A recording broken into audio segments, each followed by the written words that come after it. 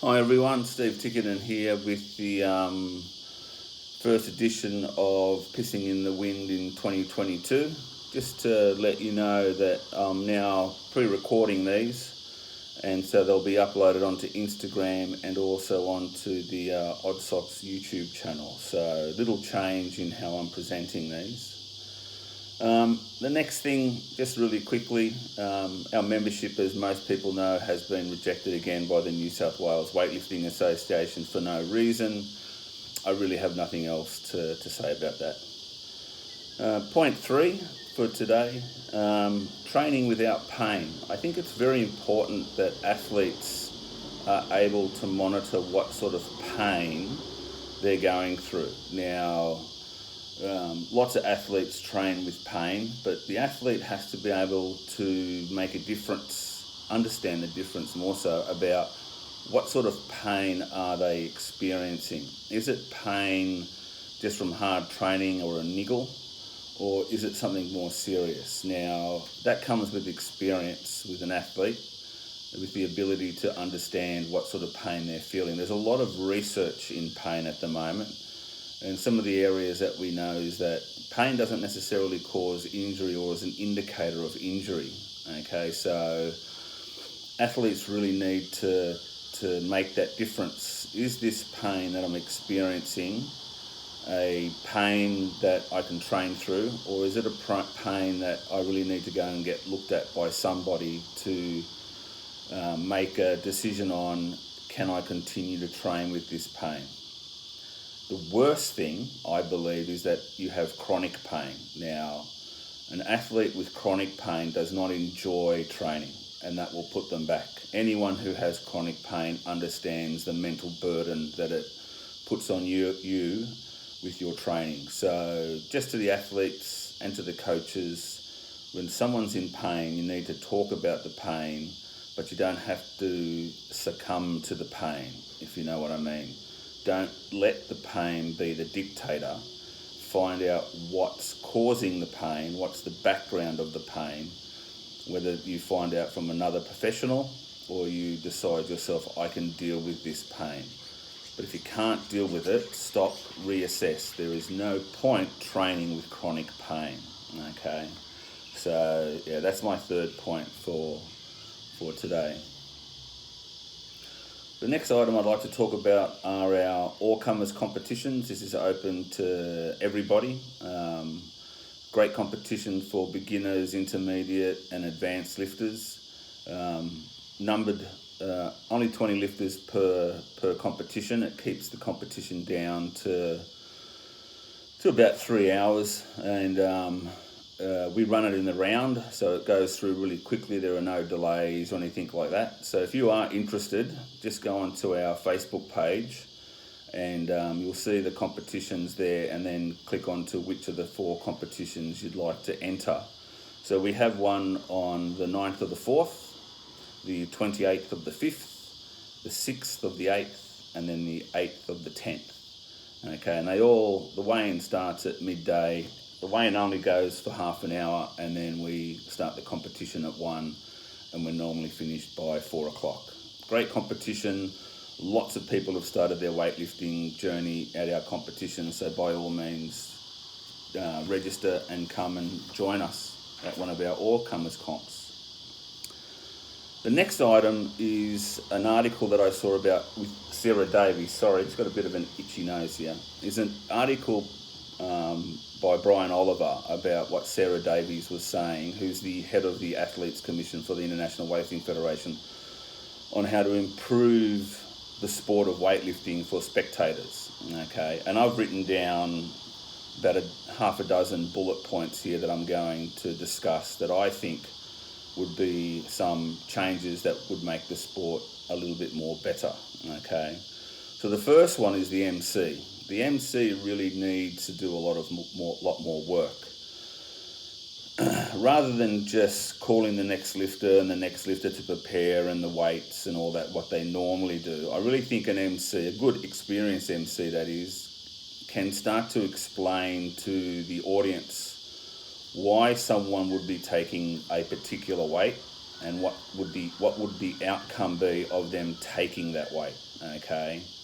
And that way it keeps the more novice audience members in the competition, all right? So they're looking at the scoreboard and they're trying to figure things out.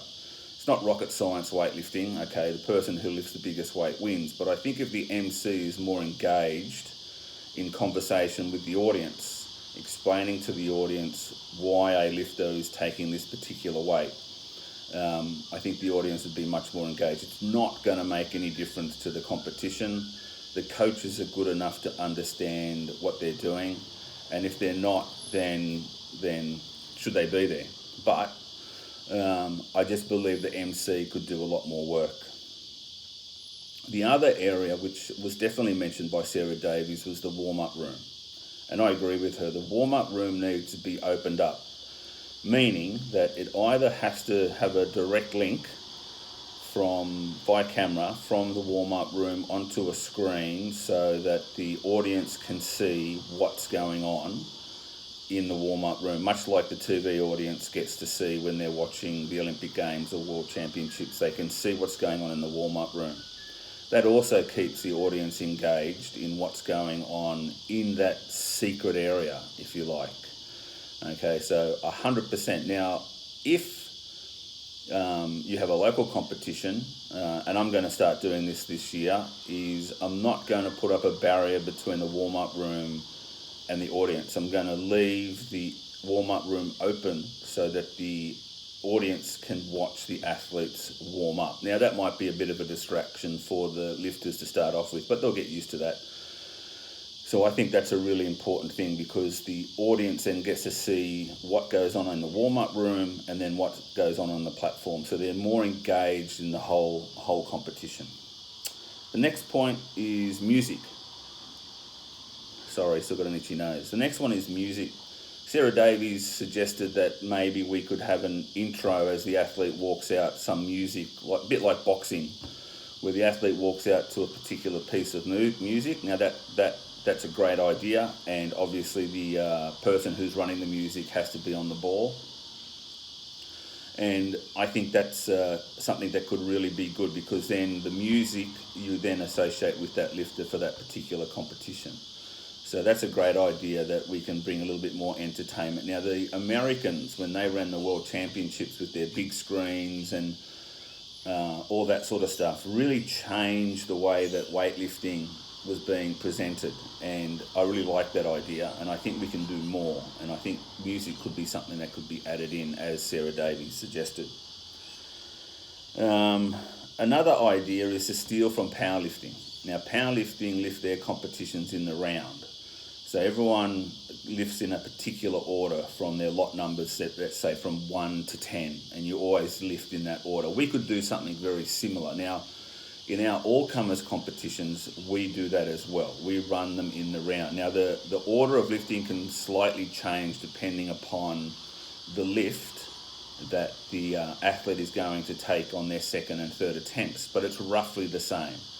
That sort of keeps the coaches a little bit on the ball, so they know what's going on, so they don't miss their lifter on the platform. So they've got to make sure that they look at the scoreboard so they can see when their lifter is going to come out. There is no 2 minutes, there's nothing, okay? You just allow the competition to run through in the round. If you have 10 lifters, generally speaking, each lifter will be out there on the minute, will lift pretty close to the 20-second mark, left, something like that.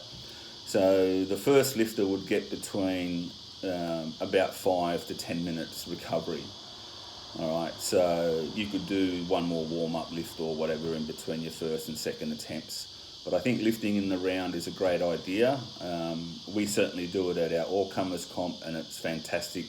A lifter is on the platform at least every minute, if not earlier, okay? So that's something that we could consider. I think something like the German Bundesliga could be a competition that could be utilised a lot more. The German Bundesliga, you can watch it on YouTube and all that sort of stuff. It's a great competition.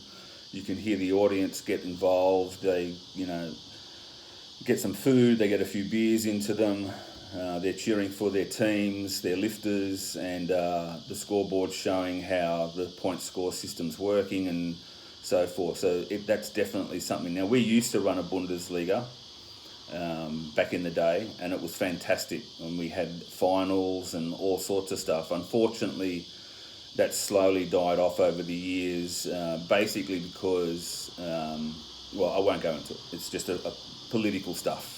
Okay, got nothing to do with us. Just lifters from registered clubs just weren't turning up to our Bundesliga's competition. So we've just gone back to all-comers competitions. But I think a Bundesliga is a great idea. Lifting suits. There are some fantastic lifting suits out there, and when you're lifting out there, if you're lifting in a lifting suit that you like and you feel comfortable in and might, represent you, I think that's a great idea. You don't necessarily have to have a whole team of lifters in the same lifting suit. Everyone knows who you're lifting for via the scoreboard. It's got your name and your club or your nation next to it. So I think more individuality in the lifting suits could also make it a little bit more entertaining rather than just seeing the same suits all the time. And then the last one I've written down here is to allow the audience to participate in the competition a little bit more. Meaning, traditionally in a weightlifting competition, everyone's really quiet when someone's lifting. I think we can get rid of that. I think the lifters can deal with a bit of noise. I think if we're there and the audience is screaming encouragement towards their lifter that they're following, or their team that they're following, and they're screaming and encouraging the lifter to attempt the big weight, I think that's fantastic. It brings atmosphere into the auditorium or gym or wherever the competition's being held. And again, it engages the audience. The audience feels like they're part of the competition. And that's what we need. We need the audience to be engaged in the competition. So there's just some of my suggestions on the post that Sarah Davies and Brian Oliver put out there about a month ago. The next thing I'm just going to talk about weightlifting complexes. Now, I have my own personal opinion about weightlifting complexes. I think they're excellent for beginners. I think they're pretty good for intermediate lifters. But for advanced lifters, I'm not a big fan. Okay, now that's my personal opinion. Lots of people have opinions on the complexes. But just my personal opinion about complexes. I think as an athlete advances up their level of experience, I think they need to practice more weightlifting stuff. Now, when you've got a beginner, you're trying to make them move, trying to give them the flexibility, trying to give them the confidence with having the bar over their head, trying to make them stronger, and all of those sorts of things. And the complex gives them more volume, okay, in their training, which gives them the ability to start to learn how to move with the bar. Okay, then we can get a little bit more specific in some complexes for the intermediate lifter, and they can start to pre-fatigue themselves, if you like, on certain areas, and then they can practice under a slightly fatigued state, something that they might be working on. Or you can give them a complex where they do the difficult part that they're struggling with first, and then fatigue them after that. I really don't think that complexes are super important for advanced and elite lifters. Okay, that's just a personal opinion. Like I said, this is pissing in the wind, so it doesn't really matter. My last thing for today is Commonwealth Games. So I saw about a week ago that I think it's the 2026 Commonwealth Games have been or are going to be given to Melbourne, and the reason for that is there were no other contenders. Okay, and that's a shame. I've been to 2 Commonwealth Games, 2002 Manchester, 2006 Melbourne, and they were great events. However, it looks like the Commonwealth Games really is losing its momentum as a major competition across the board for countries and cities to run. So they're looking at, and again, I could be wrong, they're looking at making the Commonwealth Games for 2026. I say Melbourne, I really should say Victoria, because they're thinking about spreading it out into the regional areas, which again, that's a great idea. You get more people to come out into those regional areas to come and have a look at a particular sport that they may not have ever seen. And that's great. But the point of it is only Melbourne nominated to have those Commonwealth Games. And that's a problem. Okay, so either the Commonwealth Games have to become smaller, so smaller nations or cities can take it on, or it can be shared, so it could be shared between different states in Australia or between Australia and New Zealand. That could be an option, or it just dies its natural death. And by the look of it, unless the next Commonwealth Games 2030 gets some more people, I think that the Commonwealth Games is in a bit of jeopardy. Okay, I'm sorry to finish on a downer, but yeah, it's just a shame when I heard that only one country or one city, nominated for the Commonwealth Games, and that's a shame. Like I said, I've been to two of them. They're fantastic events, but there's just not enough interest, and maybe it's going to die off. So if you have any questions, just DM me either on my Instagram, which is the Odd Socks Instagram, or message me on Facebook, and I'll answer your questions, and I'll see you next month. Bye.